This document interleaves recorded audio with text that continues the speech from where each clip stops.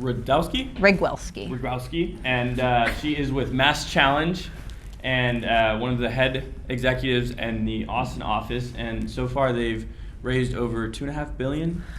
So MassChallenge alumni collectively, we have 1,975. They have raised more than $4 billion in funding, generated more than $2 billion in revenue, and have created 120,000 jobs more than over the last 10 years. Our first cohort here in Austin of 79 companies has created 524 jobs, generated 20 million in revenue, and has raised 30 million in funding in under the last year. There's the statistics, she knows them better than me. So how about you just start off and tell us a little bit about yourself and kind of your journey, entrepreneurial journey, and how you ended up at MassChallenge. Yeah, it's not a linear path at all. I went to school for film, and then when I graduated, I decided I didn't want to freelance to make my way in life. I enjoy some security and health benefits. So I lied to get my first job and told them that I knew how to be a graphic designer, and they hired me and bought me the computer and the software, and I bought the books, and I taught myself how to become a graphic designer, and that launched a career in marketing. I eventually moved to LA, and I started working for the USC Stevens Institute for Innovation. They were actually the first university to pioneer publicly, to like really put a lot of money, a $22 million endowment behind it, and a lot of money and a lot of effort to publicly show like what happens when universities collaborate beyond just the walls of the individual schools. And while we were there, we launched the TEDx conference series, Social Innovation Fast Pitch, First Look LA, and the Student Innovator Showcase, all of which have grown in their own respective verticals to become really awesome programs. From there, I worked at Hulu. I was their first internal communications manager, and my whole job was to figure out how to increase transparency and familiarity across the organization. From there, I went back to Philadelphia, where I'm from, and I got a job with Dream It Ventures, which is a startup accelerator coupled with a venture fund. And so every company that gets into the accelerator gets funding from this fund. And then in addition to that, Dream It holds some rights to participate in any follow-on funding. They didn't lead it, at least not at that time, but they would invest in a follow-on round. And then I decided I wanted to become one of the strongest women in the world, so I took a break from entrepreneurship to pursue that goal. After I achieved that goal, I thought, man, I'm really bored, so I want to get back into startups. I want to be on the cutting edge, and I got involved with SKU, which is a consumer products good accelerator in Austin, and then through that circle, I was introduced to MassChallenge about 2 years ago, and here we are. Wait a second, you're the world's strongest woman? One of, yeah. Yeah, I'm one of less than 10 women to squat over 700 pounds in history. Wow. Yeah. So I think it's really interesting now that like I'm this far outside of all those experiences. I'm like, that's all so super entrepreneurial. Everything I was connected to, you know, we were one of the firsts to do everything. And so I can totally relate to entrepreneurs when they say, well, my friends and family think I'm crazy. And I'm like, no, seriously, anything worth doing, you have to be a little crazy about, so.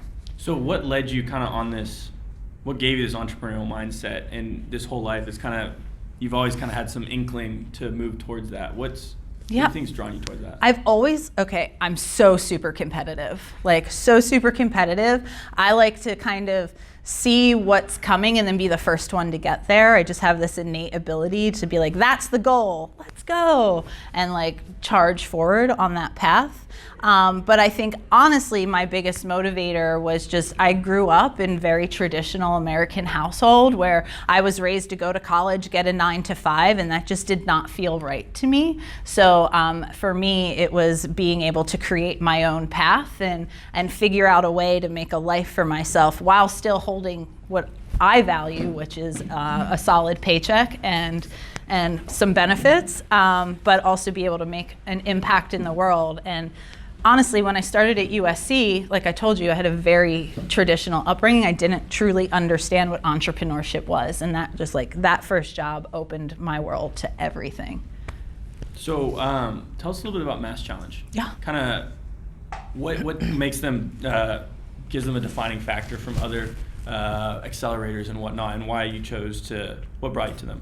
Yeah, so MassChallenge is a not-for-profit, no equity startup accelerator. So we take no money from the startups that participate. We are not on your cap table. We can connect you with people who understand cap tables. We can talk to you about your cap tables, but you will never see MassChallenge on any early stage startups cap table at this point in time in the company's history. And so what we do is we work with startups from any industry, anywhere around the globe, and we just pour on the resources and we give them access to help them break through barriers and clear the hurdles that might halt other entrepreneurs from getting past. And we do that by connecting. We have like 6 pillars in our program. So mentoring is one of them. We have more than 1,000 mentors in our global network and more than 300 here in Texas alone. We also have the community and our alumni. So we work with more than 120 organizations just in Texas that are focused on helping entrepreneurs win, that align with our mission. And we have more than 100 of the Fortune 1000 in our corporate partner network. We also, did I mention the experts and the mentors? You did. Right. Over 1,000. Over 1,000. Deals and discounts network that's worth more than $250,000 that we built. And that's a bunch of different services like Google Cloud Platform, HubSpot for startups, Stripe, things that startups need but could really cause you to go broke really fast. We broker these really good deals. And then also we have a 6-month complimentary office space and membership to any WeWork in the state. So if a startup says, I want Austin to be my home, any WeWork in the country. So if a startup says, Austin's gonna be my home location for these 6 months, Valuable. but I need to go to DC to go meet with DOD for these meetings, well, go meet at the Pentagon if that offer is extended by all means. But you don't have to. You can use a WeWork space there to meet with whomever your meeting is, or you can work there for the day if you have nowhere else to go.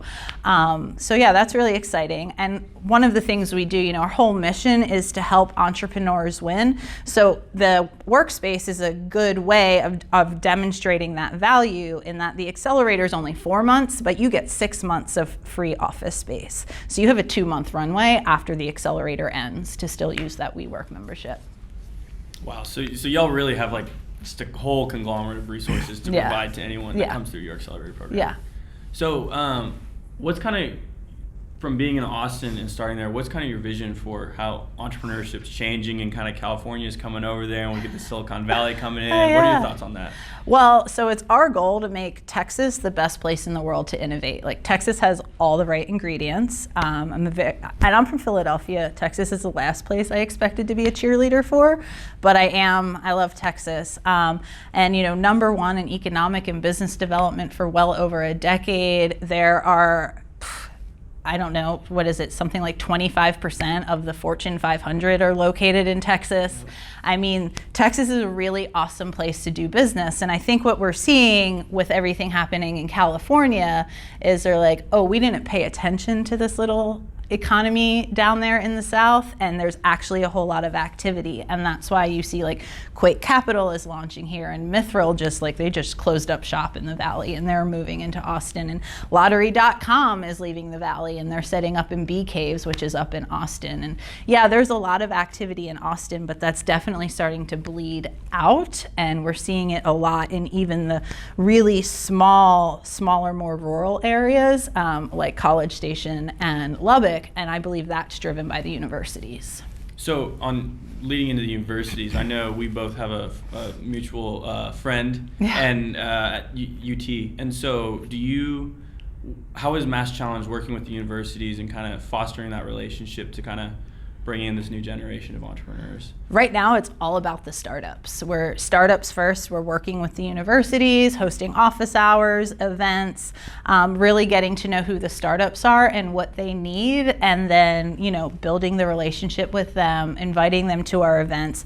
offering opportunities to the communities that are similar to what someone in the startup would experience. So today I held office hours with 5 or 6 companies.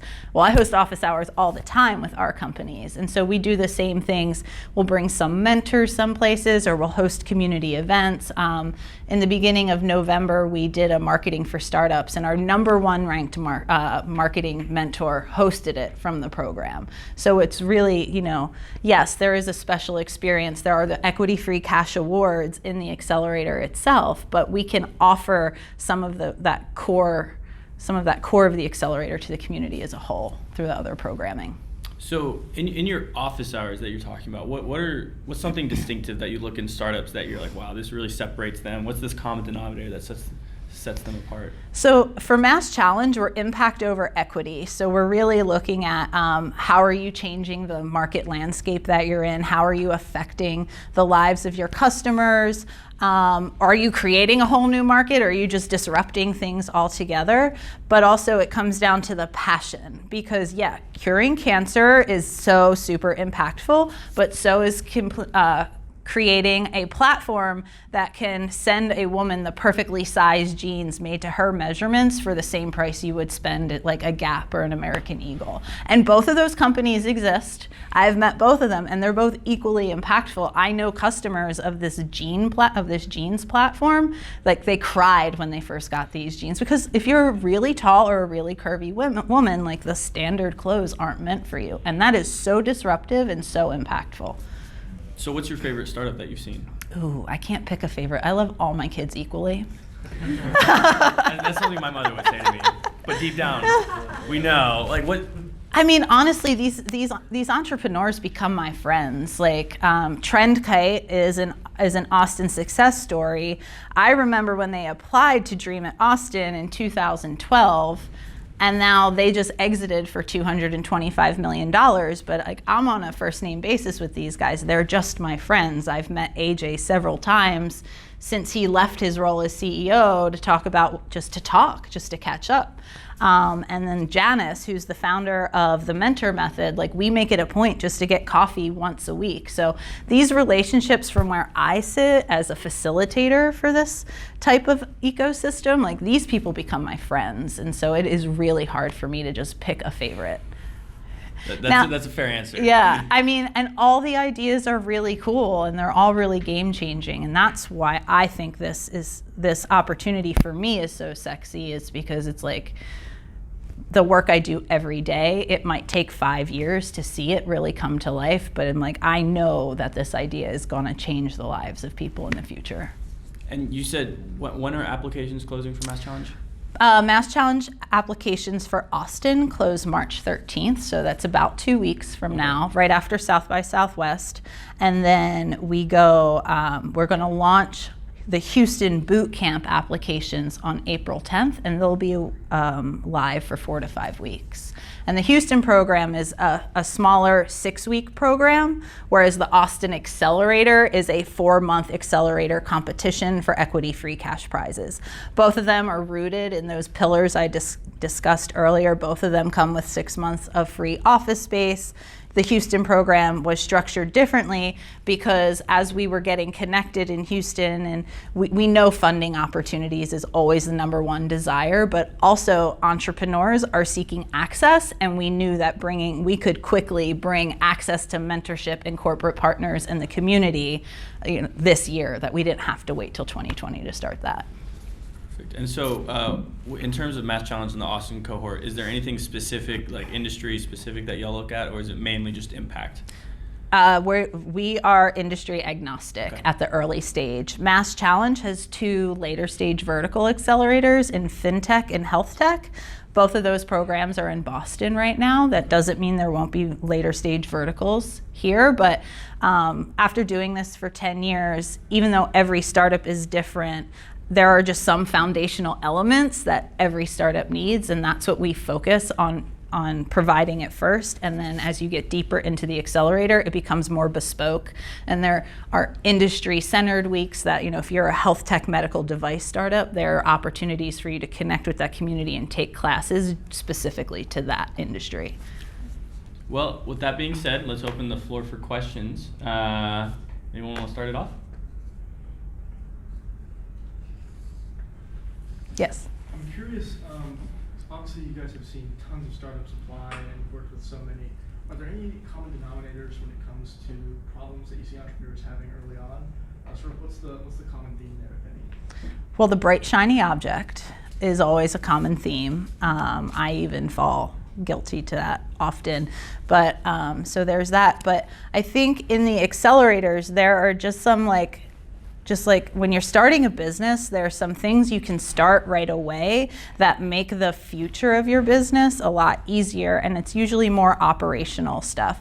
So if you're a solo founder, go find someone to be like your right hand. You know, they can complete your sentences after being with you for so long. They know your business so well, and they become a trusted resource for you, and essentially they start filling in all the gaps of all the things that either you don't want to do or you don't have time to do, and it's a good way to help balance priorities. I also always recommend, because it's so important, and we live in a data-driven world now, like get control of your data from the beginning. And I'm talking about even the people you're talking to. Zoho CRM is free, and you can just install it in your email up to a certain amount of contacts. So really take advantage of something like that. And if you're in an accelerator, you know, we offer HubSpot for startups, I think, for under $10 a month. That is a worthwhile investment for you to get right now. And if you also, another thing I like to recommend for people in accelerators is become friends with the program manager, because that's your gateway to everybody. Sorry, I'm a number junkie, and your first 2 billions, could you repeat those 2 billions? Sure. So that I can, because I had a question about it, but I just feel Sure. like you know. More than $4 billion in funding and more than $2 billion in revenue. Okay, so that was the question I had. So in both instances that you, both those numbers and then the numbers also from your Austin cohort, so I'm really a revenue-focused person. That's where I'm focusing a lot of our clients is let's get you to revenue. So where do you see the tipping point? Because I mean, to have $4 billion in funding, to me, sounds like they've made up half of what you've invested in revenue, right? If you invested $4 billion, they made $2 billion, right? The goal is they should make $8 billion or $10 billion or whatever to get a return. So where do you see the tipping point where these companies are going to be able to hit? I mean, making impact is important, but staying solvent is also important. Yeah, so our data shows that these numbers double about every 14 to 18 months. So you're looking about a year to a year and a half span till it's going to double again. And so what happened in MassChallenge's history is they ran one accelerator for a really long time. And then all of a sudden they came to market with all these international locations that spun up within 2 years. And then Texas spun up right after that. And so essentially we have... Oh, you outpace. Yeah, we're like outpacing that trend more or less right now. And where will that tipping point be for us? Where you see that skyrocket? I don't know. We just had our first unicorn company. They raised, Ginkgo Bioworks last year raised $275 million Series C at $1 billion valuation. Wow.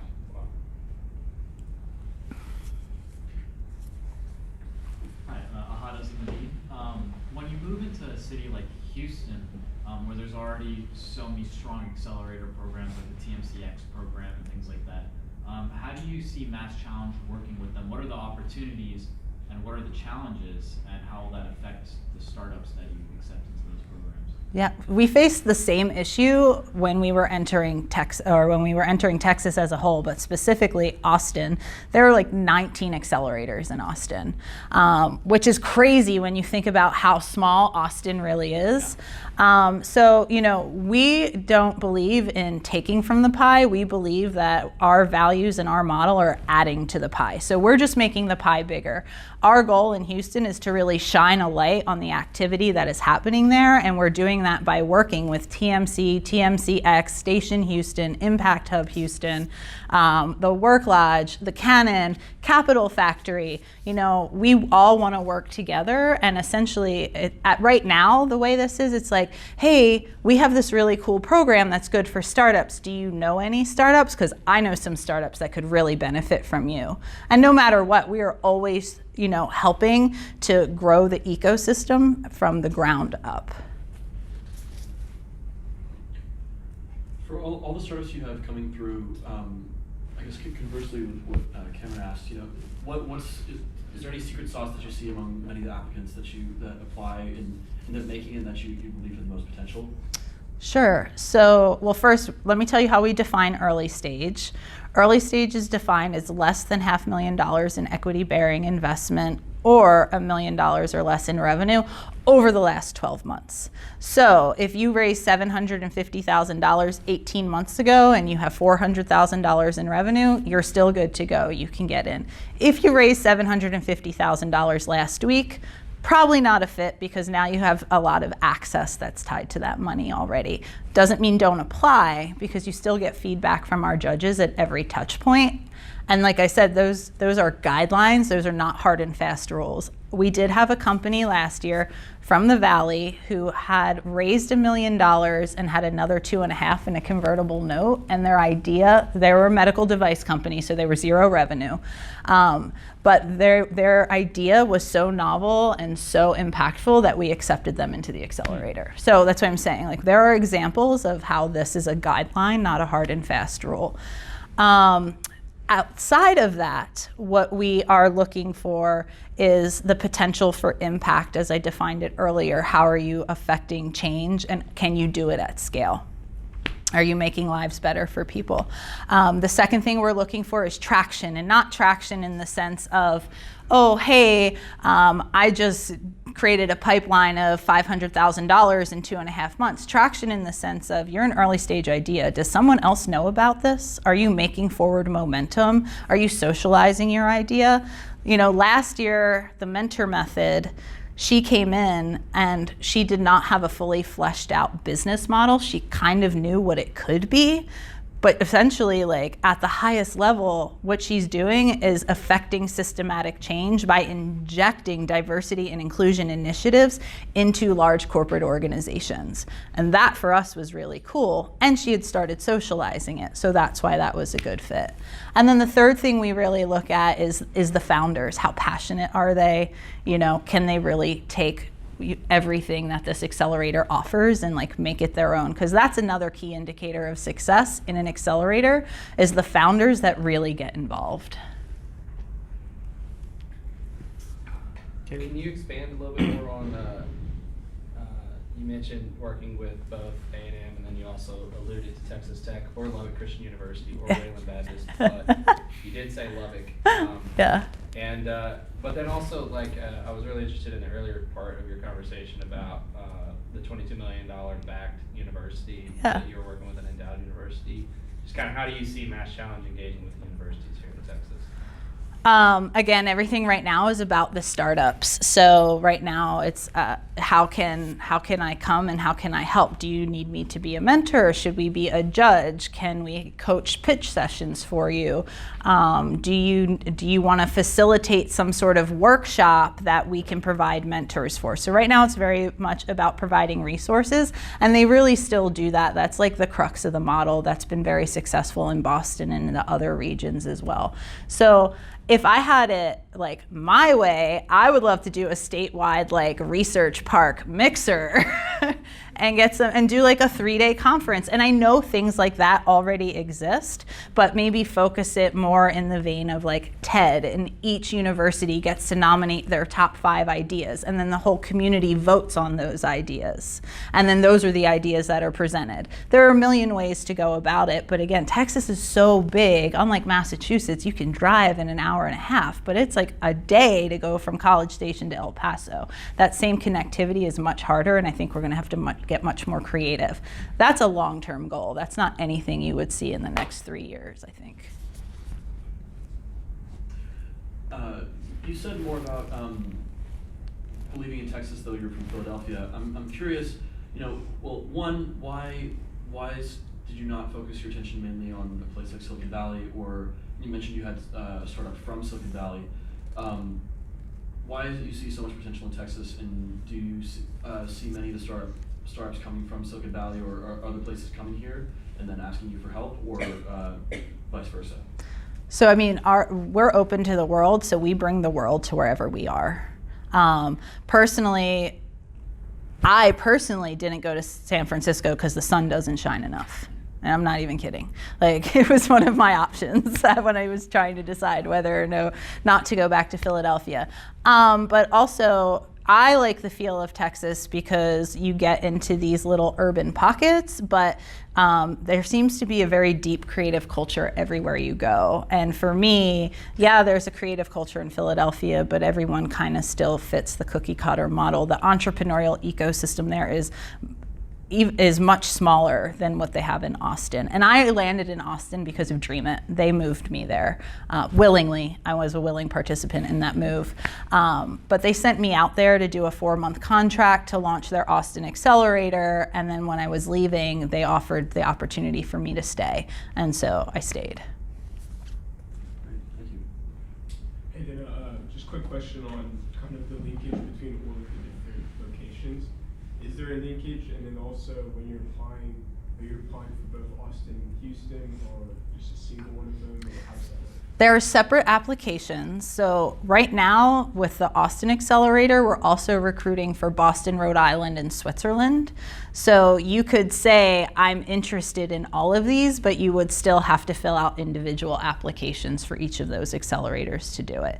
And the same goes for Houston right now. Those applications aren't even open yet. One of the things we're trying to figure out is how do we connect the startups that are participating in all of these active accelerators at once to each other, and what does that look like? And the Houston boot camp is going to fit like smack dab in the middle of the curriculum portion of the Austin accelerator, and so that's a really interesting opportunity for us to figure that out, because our Mexico City accelerator is really close, and Mexico City is actually really big for CPG, so what if we have CPG startups in our cohorts? Like, what does that look like? How do we make that happen? How can the program facilitate anything at an affordable cost for the startup, whatever that means? But big ideas all over the place. Taylor, you had a question? Yeah, I came in so late. I'm so afraid that I'm going to ask something you've already discussed. It's okay. But one thing I'm curious is, when these startups get into the program, there's always a struggle between a level of structure, but then with such a small company that's changing so quickly, sometimes that's just a wasted resource. Building that structure can be wasted since it will change in 2 weeks. But you also were discussing, making sure that you're taking advantage of data, et cetera, which does take, it does require some sort of structure. And then when we went to Silicon Valley, I realized that there was this idea of using culture as a way to sort of, as an efficiency mechanism, instead of, because you can't lean into process when you're such a new company. So how the difference, if you could discuss, between like a structured discipline and then sort of this crazy, always changing. I mean, you're the entrepreneur, you get to define your priorities when it comes down to it. I think so I'm a culture-driven person. I'm motivated to work by the environment that I'm in and the people that I'm with. I would not work this hard if I were not into the team and our mission. Well, I wouldn't have this job, honestly. But at some point, if your goal is to scale, that structure and process has to exist. And I have seen time and time again where startups wait too long to start creating that. And so then it's now they're trying to put the cart before the horse. And I have a family member who is an entrepreneur. She grew her business. It's worth more than $4 million, but she can't sell it because none of her operations are in place. So nobody will touch it. So at some point you have to decide what is that inflection point. Maybe it's so we did an independent research study about MIT. MIT did it, and it was about our cohort, and they found that a startup that goes through MassChallenge is 2.5 times more likely to raise $500,000 and 3 times more likely to get to 15 employees. I think that point happens before you get that far down the path. Okay. Have you ever seen the opposite? Have you ever seen too much attention given to process and structure? Not at this stage. These are like 1 and 2 founding teams, so everyone's wearing all the hats all the time. Thank you. believe it's 7 o'clock, so that wraps it up for this portion. So the rest is just kind of networking, getting to know each other, and making friends, not business connections. And so be sure to come to talk to Dana. Applications close March 13th. 13th. So be sure to come with her with any questions you have. Thanks, and thanks for coming. Thank you.